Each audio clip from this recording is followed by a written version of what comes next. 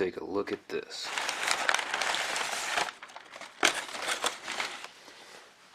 You know, these guys are getting better and better the way they ship things. This is just, it's such a small thing, but it's such a great little touch. It keeps everything perfectly centered, and look at that. It doesn't bend the sides. Oh, my comic shop. You complete me. Hello YouTube, Uncle Lucky here, and welcome back to another episode of Comic Book Cuisinart. Today, we've got some pretty good hauls. Had a big box come in, all of my extra little things on the side along with my regular pulls and stuff that I've been looking for and hunting down, can't seem to find at regular comic book stores. See, I'm kind of going through a problem right now. The only comic book store that's remotely close to me, which is even miles away because I live out in the sticks, they shut down for like a week, some more than that. They're moving to another location, which is interesting because they're moving about 100 feet away. It's weird. They decided to switch stores. I don't know why, what's going on. It's annoying to say the least because I haven't been able to go in there and pick up any issues or look for anything, so it kind of falls to hunting online right this second or driving an hour and a half to get someplace, so yeah. So let's start this off. I am now caught up with Earth 2 Society. Okay, I finally got 1 through 8. Story by Wilson, art by Jimenez. This is like a hidden jewel. I don't get what's going on here. I don't know. Nobody's talking about these comic books. Now, decidedly, it's kind of hard right this second to really jump into Earth 2 Society, even if you start from issue number 1, because it's the aftermath of other stories and other arcs, and I think Convergence and all sorts of stuff that was going on last year, and it really is a weird one to jump into because there's so much backstory going on.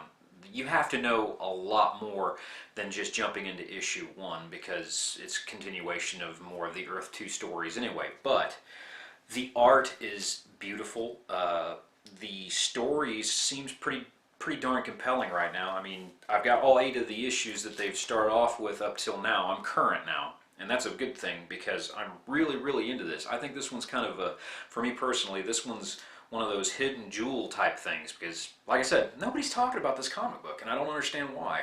All the things that are coming out right now, you know, everybody's talking about Batman and Superman and Batman versus Superman movies and Wonder Woman and all that, and that's cool.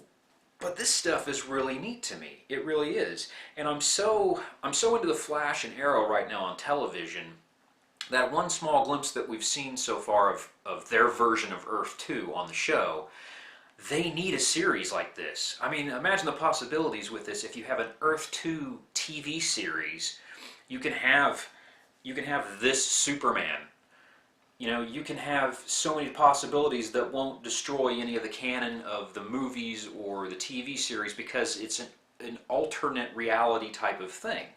You could have all these characters, the different version of the Flash, different version of Batman, and you could show them all on the screen, and it wouldn't be so much of a faux pas. You know, you'll never have a TV series like the Flash. You'll never have Batman. It just won't happen.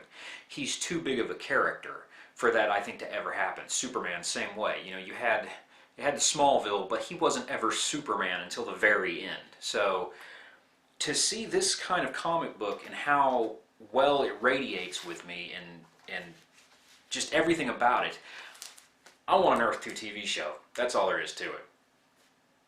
We got our Doctor Strange in. I can't, again, if I've said it once, I've said it 55 times now. I can't get enough of it.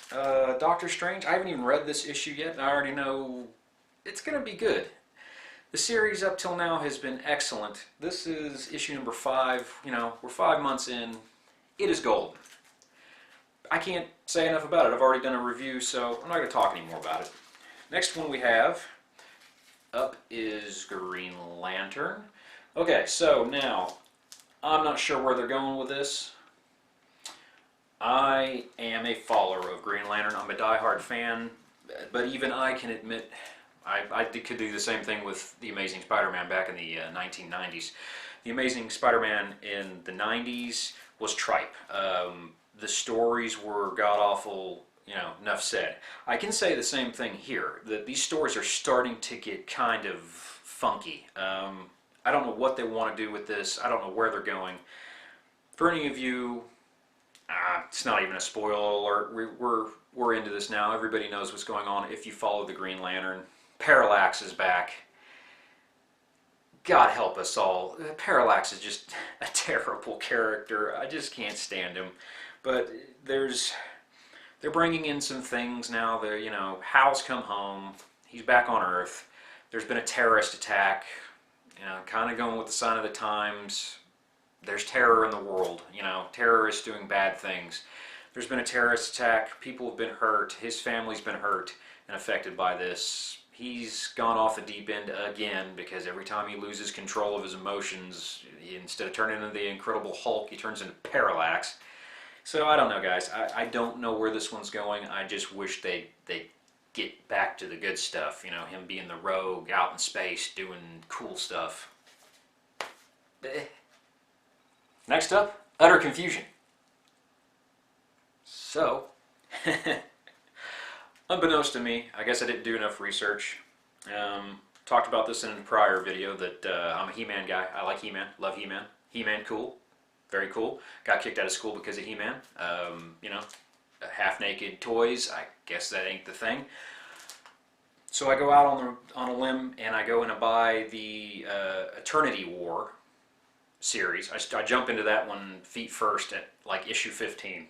And I don't have any clue what's going on, but I realized that I really liked the art. I like the style. I like that they've really kept it, He-Man. They haven't gone off the rails and done something completely different with the character thus far. So I thought, okay, I'll go back and I'll get the prior series, issue 1. So I ordered issue 1, and it came in the mail. And now here's where things get a little odd. Because this is He-Man, issue 1, right? Got a female-looking version of Hordak on the front, and scantily clad and all that good stuff. That's issue 1. But I also got issue 1 of He-Man, with him doing his By the Power of Grayskull routine.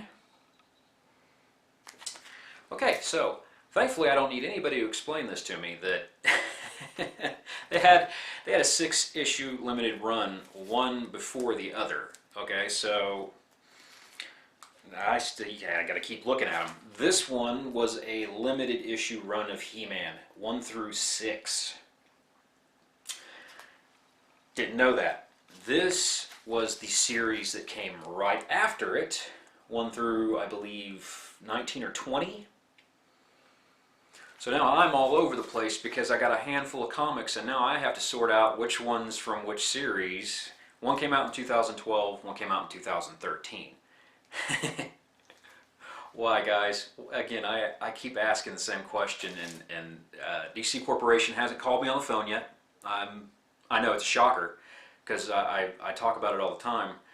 I'm still waiting for the phone call where they explain to me why they find it necessary to do a story and do it for 6 issues, stop, and then do another 6 or 7 issues or wherever they go from there of the exact same story arc. They're doing it with the Green Lantern Lost Army, which is now Green Lantern Edge of Oblivion. They've done it with this. They continue to do it with numerous comic book stories. Don't understand why.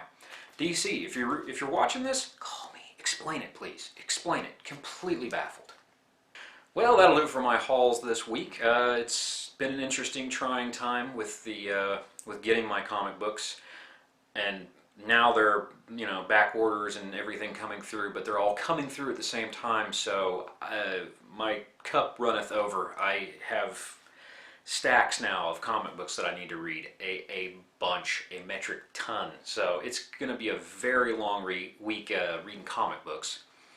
We'll get it sorted out though. I'm going to do a review on Earth 2 Society. I hope you guys will join me for that one. I think it's going to be really good because I'm really into the story and the art, and it's hitting me in the feels. So, that'll do it for this episode. I hope you guys have a good one. Catch you on the next one. Shut up and sit down.